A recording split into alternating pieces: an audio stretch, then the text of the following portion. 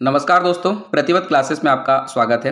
हम लोक सेवा आयोग द्वारा आयोजित सिविल सर्विसेज परीक्षा 2024 के प्रथम प्रश्न पत्र और असिस्टेंट प्रोफेसर परीक्षा के प्रथम प्रश्न पत्र के लिए लगातार अभ्यास प्रश्न आपके लिए प्रस्तुत कर रहे हैं। निश्चित ही आपको इसका लाभ मिल रहा होगा। तो चलिए इसी श्रृंखला के तहत प्रारंभ करते हैं आज का पहला अभ्यास प्रश्न। आज का पहला अभ्यास प्रश्न हमने लिया है, कलचुरी वंश का वह शासक जिसे मालवा के शासक भोज परमार ने पराजित किया था, कौन था? Option A Yuvraj Dev, B Gangeya Dev, C Karnadev और डी यशकर्ण। दोस्तों इसका सही उत्तर हो जाएगा option number B Gangeya Dev. Malwa के शासक भोज परमार ने कलचुरी शासक गांगेय देव को मालवा पर आक्रमण करने के कारण बुरी तरह से पराजित किया था। अगला प्रश्न हम देखेंगे, मैत्रक वंशी महाराज शिलादित्य कहाँ का शासक था? Option A Kashi, B Raipur, C Khajuraho और डी वल्लभी। दोस्तों इसका सही उत्तर ऑप्शन नंबर डी हो जाएगा वल्लभी। शिलादित्य ने अपने राज्य का विस्तार मालवा तक कर लिया था और ये वल्लभी का शासक था। इसका शासनकाल 600-1200 ईस्वी तक चला।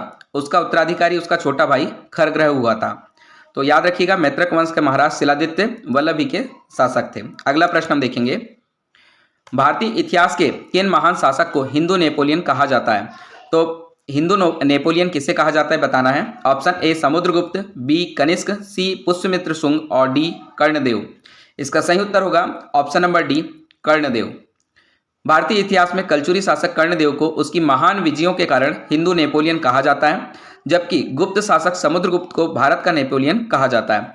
तो याद रखिएगा, भारत का नेपोलियन प्रश्न आता है तो आपको समुद्रगुप्त उत्तर देना है, और यदि हिंदू नेपोलियन आ जाता है तो उसका सही उत्तर कर्णदेव हो जाएगा।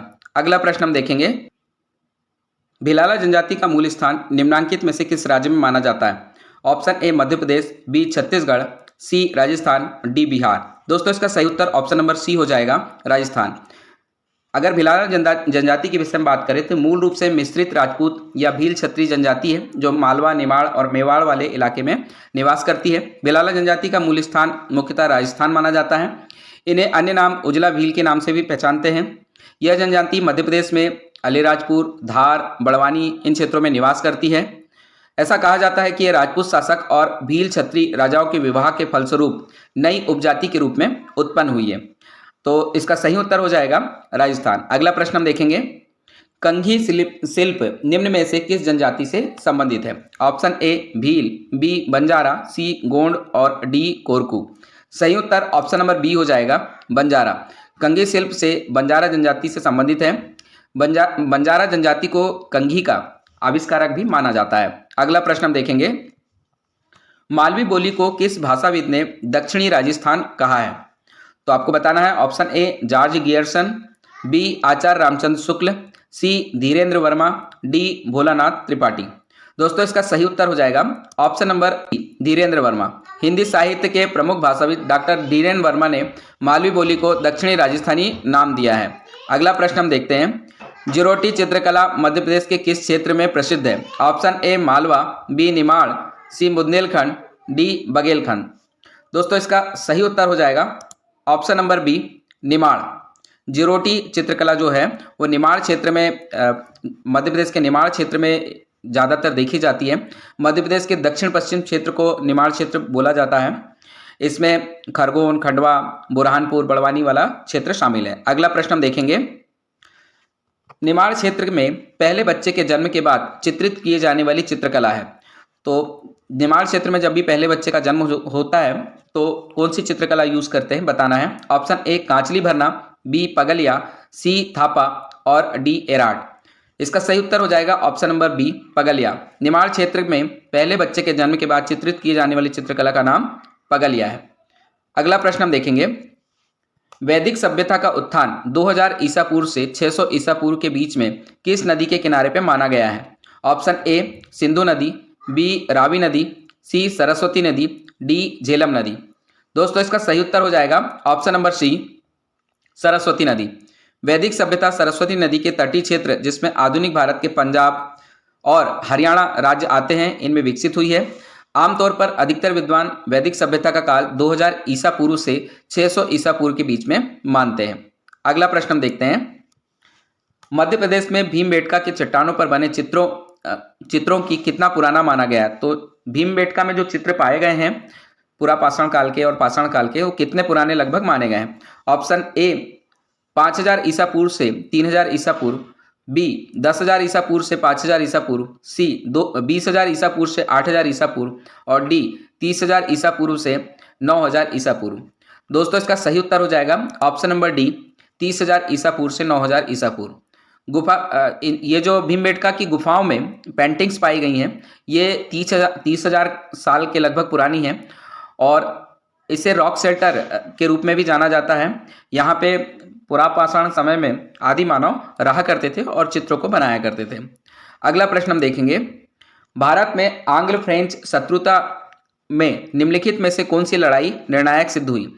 तो भारत में जो ब्रिटेन वाले और फ्रांस वालों के बीच में शत्रुता हुई थी उसमें निर्णायक लड़ाई कौन सी मानी गई है? ऑप्शन ए वेंडीवास की लड़ाई, बी प्रथम कर्नाटक की लड़ाई, सी चिलियावाला की लड़ाई और डी सेरिकटम की लड़ाई। दोस्तों इसका सही उत्तर हो जाएगा ऑप्शन नंबर ए वेंडीवास की लड़ाई। तो वेंडीवास की लड़ाई को भारत में आंग्ल फ्रेंच शत्रुता के निर्णायक लड़ाई माना जाता है, जिसमें जो फ्रांस होता है उसकी हार हो जाती है और अंग्रेजों का वर्चस्व बढ़ जाता है। अगला प्रश्न हम देखेंगे, लूनी नदी का आसवन कहाँ होता है? तो आपको बताना है ऑप्शन ए अरब सागर, बी बंगाल की खाड़ी, सी यमुना नदी और डी कच्छ का रण। दोस्तों इसका सही उत्तर हो जाएगा ऑप्शन नंबर डी कच्छ का रण। लूनी नदी जो है किसी भी महासागर में या किसी अन्य नदियों में कहीं पे भी जाके नहीं मिलती है, उसका आसवन कच्छ के रण में हो जाता है और वो लुप्त हो जाती है वहां जाने के बाद। अगला प्रश्न हम देखेंगे, 2011 की जनगणना के अनुसार भारत की साक्षरता दर कितनी है? Option A 74.04%, B 75%, C 70.40%, D 68.34%। दोस्तों इसका सही उत्तर हो जाएगा ऑप्शन नंबर ए 74.04%। 2011 की जनगणना के अनुसार भारत की कुल साक्षरता दर है। अगर हम 1947 की बात करें तो 1947 में भारत की साक्षरता दर मात्र 18% थी, लेकिन 2011 में बढ़कर के 74.04% हो गई है। पुरुषों की बात करें तो यहाँ पुरुषों की साक्षरता दर ज़्यादा है 82.14% और महिलाओं की साक्षरता दर है 65.46%। अगला प्रश्न हम देखेंगे, निम्न में से किस राज्य की सीमा उत्तर पूर्व में स्थित म्यांमार को स्पर्श नहीं करती? तो म्यांमार से कौन से राज्य नहीं टकराते हैं, उनकी सीमा नहीं मिलती, बताना है। Option A Arunachal Pradesh, B Nagaland, C Manipur, D Tripura. इसका सही उत्तर हो जाएगा option number D Tripura. Arunachal Pradesh, Nagaland, Manipur तथा मिजोरम की सीमाएं उत्तर पूर्व में म्यांमार को स्पर्श करती हैं, त्रिपुरा की सीमाएं स्पर्श नहीं करती हैं। अगला प्रश्न हम देखेंगे, वर्तमान में भारत के कितने राज्यों की सीमाएं समुद्र तट रेखा से लगी हैं? तो आपको बताना है समुद्री तट रेखा से जुड़ी हुई राज्यों की कितने राज्य हैं ऐसे।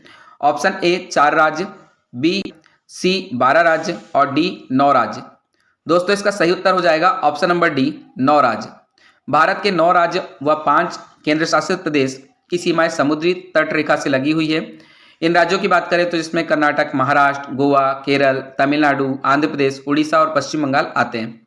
इसी प्रकार केंद्र शासित प्रदेश की बात करें तो पुदुचेरी, लक्षद्वीप, अंडमान निकोबार द्वीप समूह, दादर नगर हवेली और दमन और दीव शामिल है। अगला प्रश्न हम देखेंगे, भारत का प्रधानमंत्री किस स्थिति में उसकी सरकार के खिलाफ लाए गए अविश्वास प्रस्ताव में भाग नहीं ले सकता? ऑप्शन ए सरकार गठबंधन से बनी हो, बी वह राज्यसभा का सदस्य हो, सी वह लोकसभा का सदस्य हो, डी जब उसके पास कम सांसद हो। तो दोस्तों इसका सही उत्तर हो जाएगा ऑप्शन नंबर बी।